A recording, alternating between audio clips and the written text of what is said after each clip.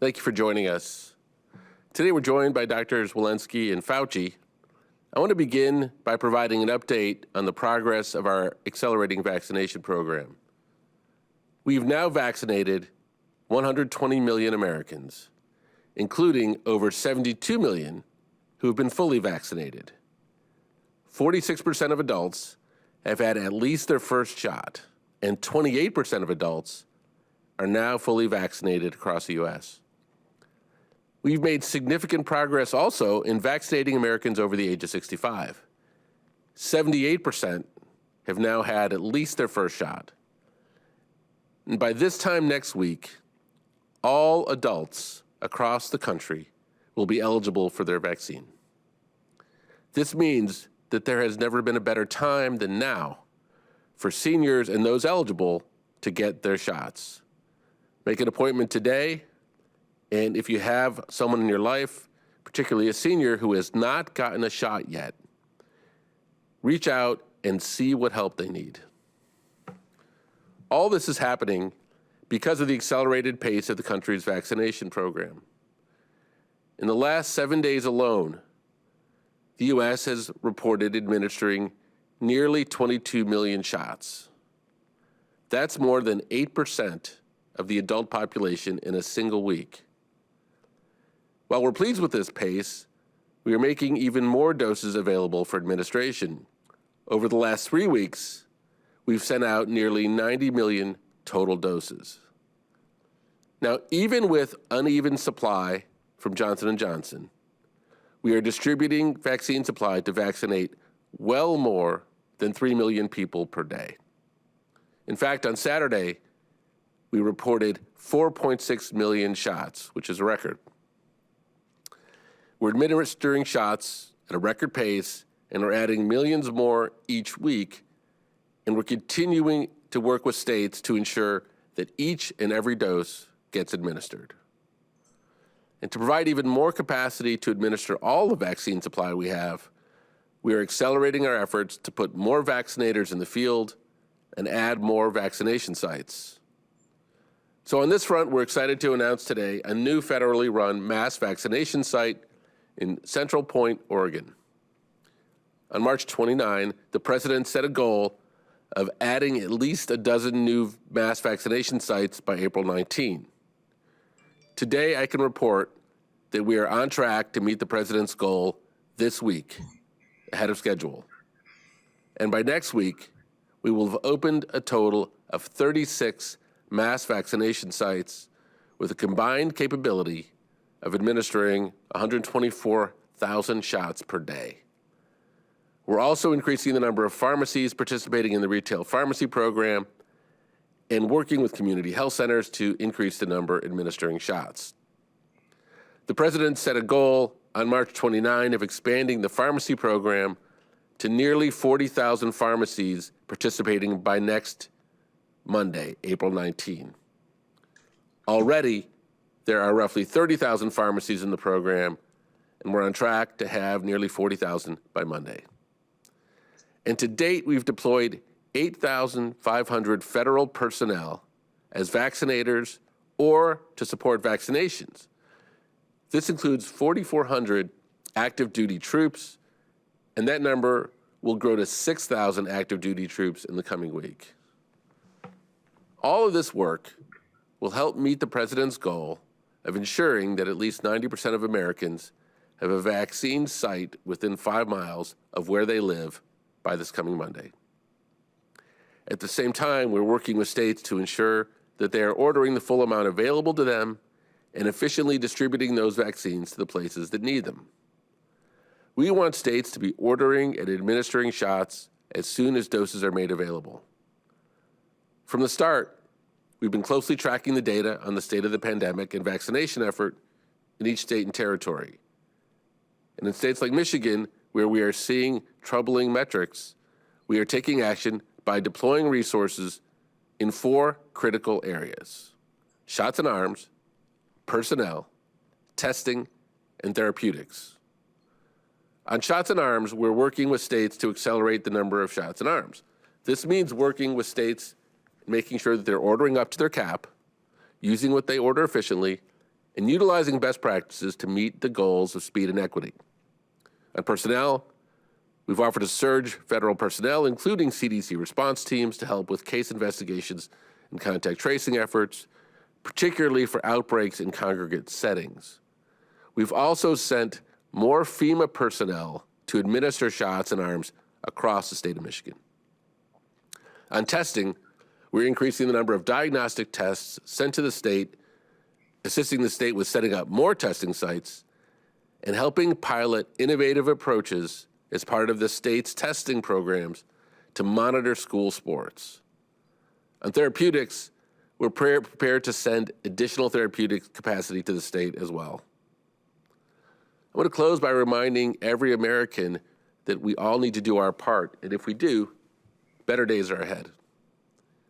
We are working with states, tribes, and territories to accelerate the number of shots in arms we're administering, and we need Americans to do their part. Wear a mask, socially distance, and get vaccinated when it's your turn. So with that, let me turn it over to Dr. Walensky. Thank you, Andy. I'm glad to be back with you all today, and as is my usual, I will start with the data. Over the weekend, the CDC reported 75,000 cases and 81,000 cases of COVID-19 each day. As such, CDC's most recent data show the 7-day average for new cases has increased about 3% over the prior 7-day period to over 66,000 cases daily. Hospital admissions also continue to increase. The most recent 7-day average, a little over 5,300 admissions per day, is a 6.6% increase from the prior 7-day period. And deaths decreased 5.2% to a 7-day average of 684 per day. Vaccinations continue to increase, with the most recent 7-day average of over 3 million vaccines delivered daily, and a record high day on Saturday, as Andy mentioned, of 4.6 million doses administered in just one day. We are now 82 days into the 100-day mark and have administered more than 166 million vaccinations towards the president's goal of 200 million vaccinations in the first 100 days. I want to reflect for just a moment on this tremendous progress. And while we celebrate how far we have come and our collective efforts, we also have to hold ourselves accountable. Today, CDC is releasing 2 reports in the Morbidity and Mortality Weekly Report that underscore the need to address health inequities in our country, including in our vaccination efforts. The first report details trends in racial and ethnic disparities in COVID-19 hospitalizations across this country. Looking at data from March through December 2020, we confirmed the preliminary findings that were published last year. People from racial and ethnic minority groups are disproportionately affected by COVID-19, including being at increased risk for hospitalization. Within each region of the country, the proportion of patients hospitalized with COVID-19 was highest for Hispanic and Latino individuals. The largest disparities occurred early in the pandemic during April through July of 2020. Although these disparities have become less pronounced over time, as recently as December 2020, there were disparities among racial and ethnic groups in all 4 regions of the country, with the largest disparity among Hispanic and Latino patients in the West. Similarly, the second publication looked at emergency department visits for COVID-19 from October through December 2020.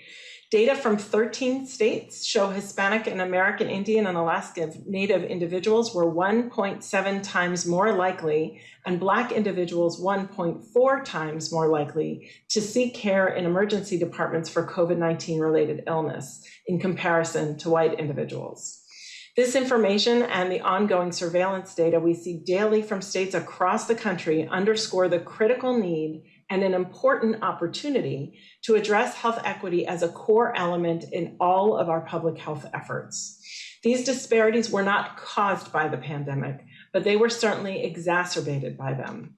The COVID-19 pandemic and its disproportionate impact on communities of color is just the most recent and glaring example of health inequities that threaten the health of our nation. At CDC, we have a critical role to play in addressing health equity. We have made new and expanded investments in racial and ethnic minority communities and other disproportionately affected communities around the country to provide the foundation and resources to help address disparities to COVID-19 and, importantly, to create the infrastructure to address the other health conditions. Last week, CDC launched a new website, Racism and Health, which serves as a platform for greater education and dialogue about these critical issues. There, we articulate that racism is a serious public health threat that directly affects the well-being of millions of Americans and the health of our entire nation. We must acknowledge the disparities that exist and commit to an equitable distribution of vaccines, particularly to those communities that have been hardest hit by the virus. Looking at the data available, the total number of vaccines administered, Black and African American individuals make up about 12% of the US population and are just 8.4% of those receiving at least one dose of the vaccine. And 18% of the country identifies as Hispanic or Latino, yet they make up only 10.7% of those receiving vaccinations. We must do better, and we will do better, and here's how. Last month, CDC provided $3 billion to support efforts to increase vaccine uptake by expanding COVID-19 programs and ensuring greater equity and access to vaccines. We made more than $300 million in funding available to strengthen the work of community health workers nationwide, bolstering their efforts to provide and control to prevent and control COVID-19 among populations at high risk, and serving as trusted messengers to overcome concerns and vaccine hesitancy. These actions are in addition to the $2.25 billion CDC made available for testing efforts in communities at high risk and who are underserved across the country. We will continue to support and expand these efforts, ensuring that as we do, this work will build bridges with communities that allow for ongoing engagement to improve long-standing health disparities, such as blood pressure management, mental health, childhood vaccination, and diabetes control. Our work to address these disparities will not be easy, but I know that together we can meet this challenge. Thank you. I'll now turn things over to Dr. Fauci.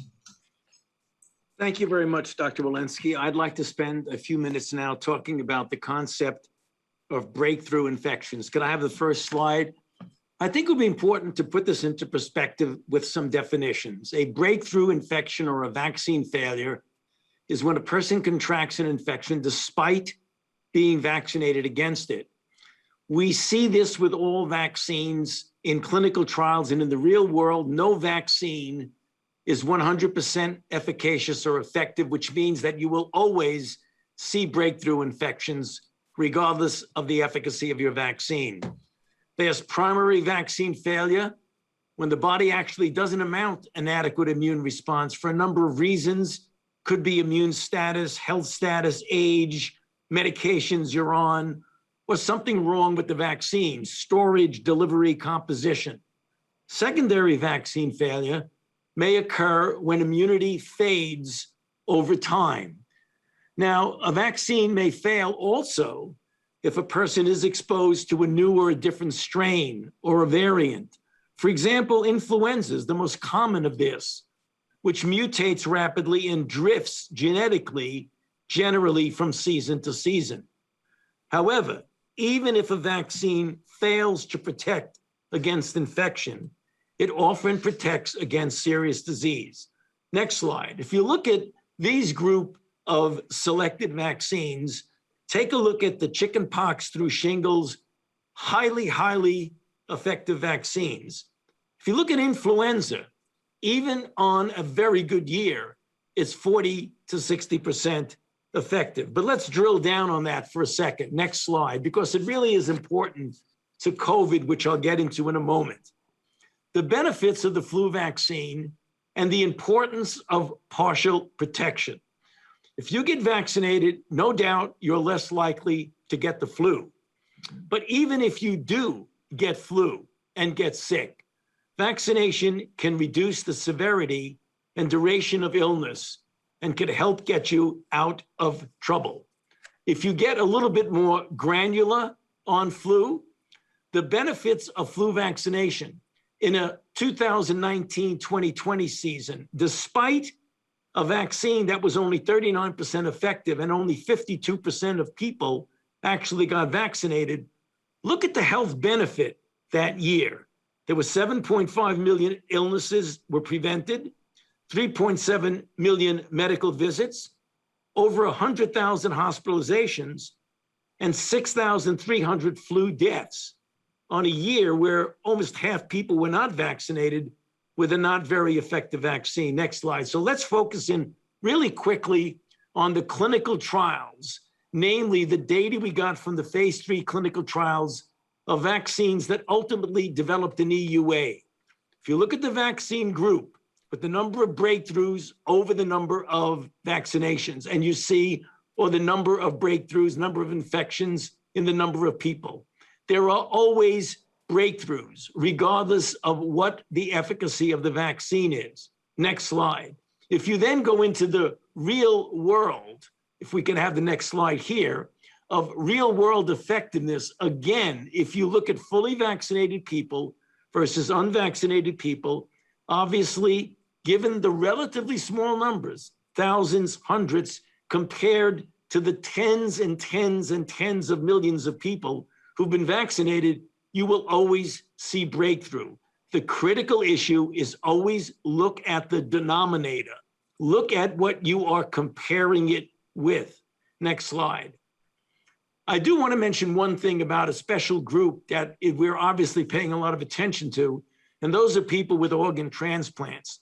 Because in a recent study from JAMA, just a couple of weeks ago, only 17% of the participants mounted an appreciable anti-spike antibody response. So full vaccination is very important for this population. And finally, next slide and last slide, as I alluded to just a moment ago, one of the wild cards in vaccine failure is the variants. And depending upon the particular variant, vaccines handle them relatively well or not necessarily as well. But as I mentioned before, even with the 351, in which the J&J, for example, efficacy was down to 64%, there were essentially no deaths or hospitalizations in the individuals who were vaccinated. One final comment about B117, it is covered really quite well by the mRNA vaccines and highly likely by J&J, but we just need more data on that. So I'll stop there and go back to you, Andy. Thank you. All right, let's go take some questions. First question, Nancy Cordes at CBS. Hi there. Thank you so much for taking my question today. My question has to do with kids and vaccines. Right now, what timeline are you operating under for at least the Pfizer vaccine to be approved for kids 12 to 16? And where do you believe that most of them would get vaccinated? Would it take place like adults at mass vaccination sites and pharmacies, or do you anticipate that more of the vaccine would be distributed to pediatricians' offices and the kids would get their vaccinations there like they get their other shots? And then beyond that, given the current rates of vaccine hesitancy, is it possible for the US to reach herd immunity without vaccinating preteens and maybe even younger kids? Okay, so 3 questions. I think the first one on the likely timing and the third one on thoughts around how vaccinating kids impacts herd immunity. Maybe Dr. Fauci, you can answer those, and I'm glad to help out on the where part, although you can cover that as well. Okay, so with regard to herd immunity, you want me to start with that, Andy? I think the 2 pieces are herd immunity and also whatever thoughts you have on the timing of approval from the FDA. So Pfizer has already mentioned that on the basis of their clinical trial that they are going to try to look for an amended EUA for kids 12 to 15 years old, because as you might recall from a prior presentation that we made here on a press conference, they really had literally 100% efficacy with 18 events in the unvaccinated or placebo group and 0 events in the vaccine group. So I think that is imminent. I know they're going to be putting in for that. We had mentioned on a couple of discussions, Andy, that we would hope that children in high school will be able to be vaccinated by the time we get to the early fall season. With regard to children and herd immunity, again, I would like to get people away from this concept of referring to something that it is very elusive in its definition, because we don't know what herd immunity percentage of vaccinated people plus people who've recovered. We've made estimates that is somewhere between 70 and 85%, but we don't know that as a fact. So that rather than concentrating on an elusive number, let's get as many people vaccinated as quickly as we possibly can, which we are doing apropos of the numbers that were just mentioned by Andy and by Dr. Walensky. So let me just add in terms of locations.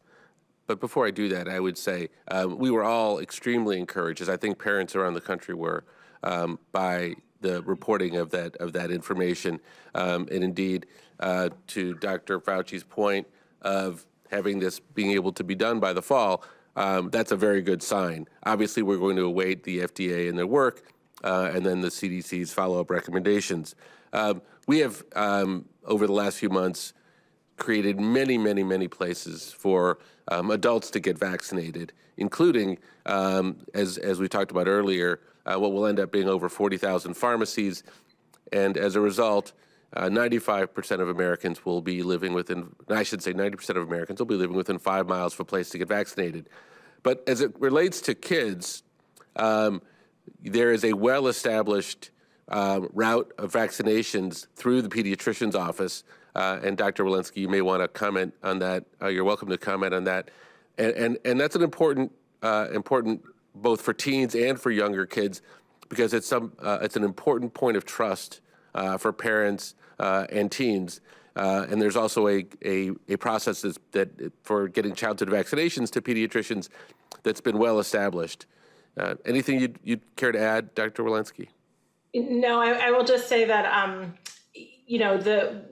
once FDA has put forward the authorization, the ACIP will immediately follow, and we're working to make sure that there is actually no delay there.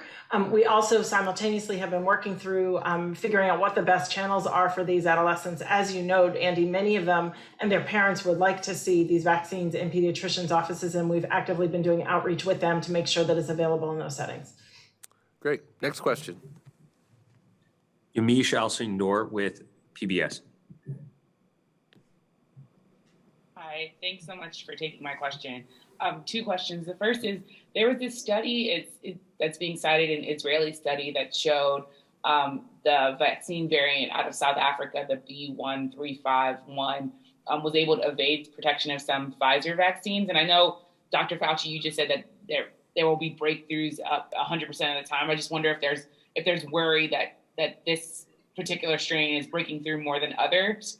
And then a follow-up question to that is, for multi-generational homes, and this could maybe from Dr. Walensky, for multi-generational homes where everyone has been vaccinated, should people be worried about having to go to work and coming back and infecting their elderly family members that might be living in the home with them?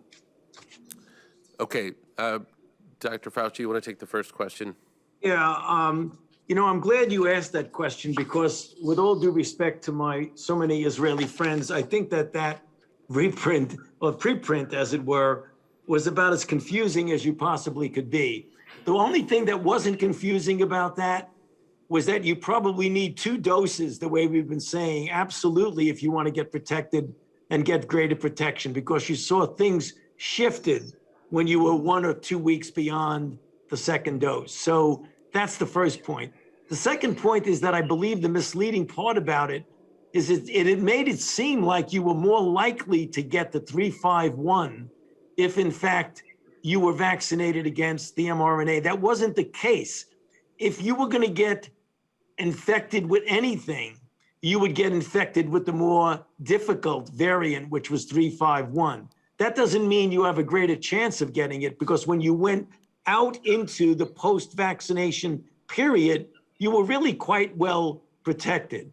So I think I'd be careful, you're going to read that reprint over and over again, and I can tell you it is really a little bit confusing.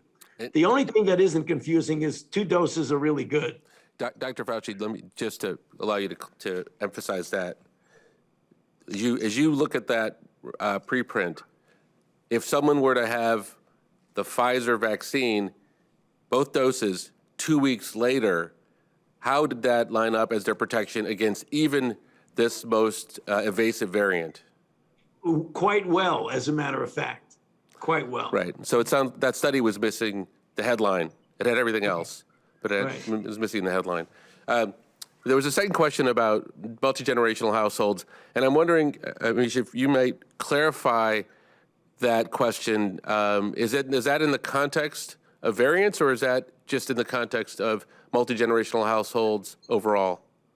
That was in the context of variants. I was thinking if everyone gets vaccinated in a household, but then someone's going to work, should they be worried about the variants breaking through more? Or maybe should they just be worried about getting COVID and still being able to pass it along to fully vaccinated people? Maybe that's not a concern, but I've been hearing from people that now their whole household is vaccinated, but someone still has to go to work and they're coming back to their elderly parents.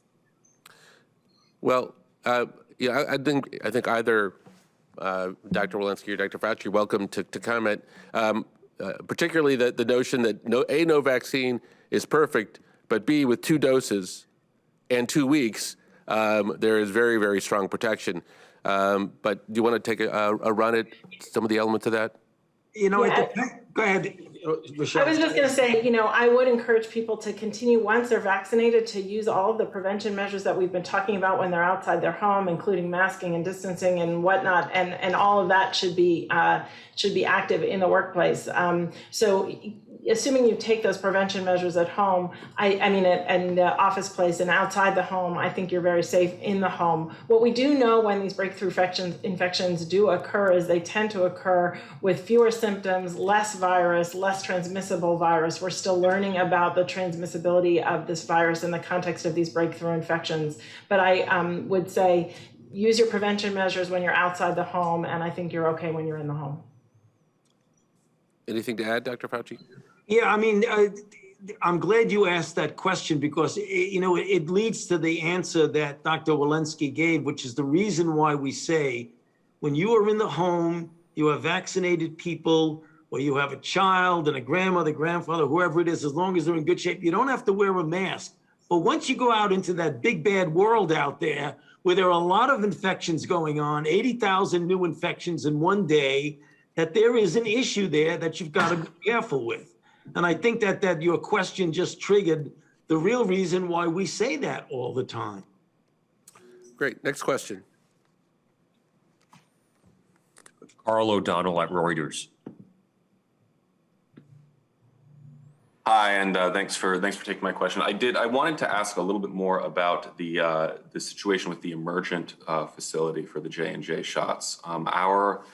Our understanding is that J&J had originally projected 24 million doses in April, and that was not contingent on Emergent receiving authorization. But I know that there's been some guidance suggesting that dose deliveries from J&J are going to remain low until that EUA is received. So I just wonder if you have any clarification on that and any guidance as to if we can still expect Emergent to get authorization in April and for J&J to hit the 24 million target that's been forecast. Let me begin with the big picture. 90 million doses over the last 3 weeks, and you can expect even without additional doses from Johnson & Johnson for us to be somewhere in that neighborhood. If you do the math, there is plenty of supply to continue to vaccinate Americans at 3 million per day, and then some. That's not to mention the fact that there are many doses that have already been distributed into states. I think we're in the fortunate position, we have to remind ourselves, where we have three vaccines approved that are very effective vaccines, but we are also importantly not dependent upon this. So the most important thing is just to let the FDA do their work and complete this authorization. We are pleased by the fact that Johnson & Johnson, in the meantime, has taken control of the plant, has eliminated the confounding factor of another vaccine being produced there, and they remain confident that they're going to be able to deliver at or near 24 million this month and over, and close to 100 million by May. And so we remain confident, big picture, that we have more than enough vaccine to continue to vaccinate the public. Next question.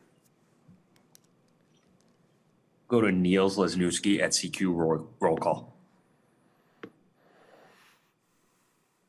Thank you for taking the question. I wanted to ask about the federal pharmacy program and specifically whether or not it's your intention that people should be able to book vaccine appointments directly through their local CVS or Walgreens or an independent pharmacy, because we've had some reports, particularly here in DC, that all those doses are supposed to be dumped into a federal system or a local system, and the pharmacies are being told themselves not to book appointments directly.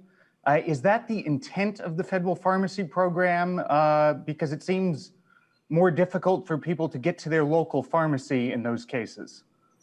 Yeah, I'm not sure the particular example you're talking about. It sounds like it may be anomalous. We would love to follow up and get more details, but let me just emphasize a few things more broadly. We've gone from 6,000 to 10,000 to 20,000 to 30,000 and soon 40,000 pharmacies with available doses. So that takes a little bit of time, perhaps, for everything to catch up with itself, but that will mean that as we go into next week, 40,000 pharmacies will have available doses.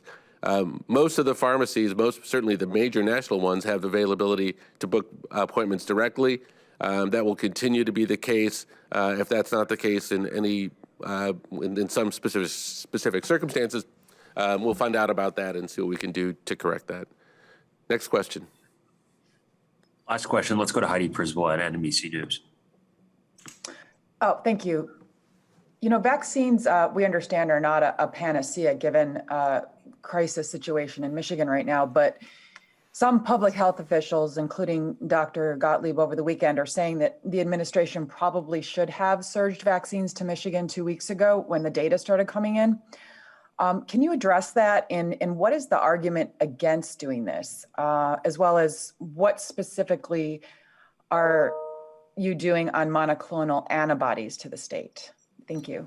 Great. So why don't we begin with Dr. Walensky, since I think appropriately, as we've said here repeatedly, our goal and our job is to follow what the science dictates the right approaches are. Thanks, Andy, and thank you for this question, Heidi. When there are different tools that we can use for different periods of when things are when there's an outbreak. For example, we know that if vaccines go in arms today, we will not see an effect of those vaccines, depending on the vaccine, for somewhere between 2 to 6 weeks. So when you have an acute situation, extraordinary number of cases like we have in Michigan, the answer is not necessarily to give vaccine. In fact, we know that the vaccine will have a delayed response. The answer to that is to really close things down, to go back to our basics, to go back to where we were last spring, last summer, and to shut things down, to flatten the curve, to decrease contact with one another, to test to the extent that we have available, to contact trace. Sometimes you can't even do it at the capacity that you need. But really what we need to do in those situations is shut things down. I think if we tried to vaccinate our way out of what is happening in Michigan, we would be disappointed that it took so long for the vaccine to work to actually have the impact. Similarly, we need that vaccine in other places. If we vaccinate today, we will have impact in 6 weeks, and we don't know where the next place is going to be that is going to surge. Yeah. So, look, our job here is to follow the science, and I think in that regard, exactly what Dr. Walensky said is important to us. We have to remember the fact that in the next 2 to 6 weeks, the variants that we've seen in Michigan, those variants are also present in other states.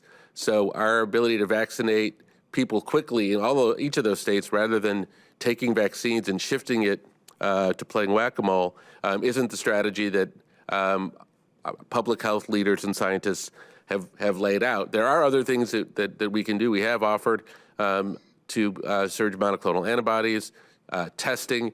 There's a CDC team on the ground. We just 140 FEMA vaccinators have just moved into the town. Those are things you can affect quickly, and we believe can ramp things up more quickly.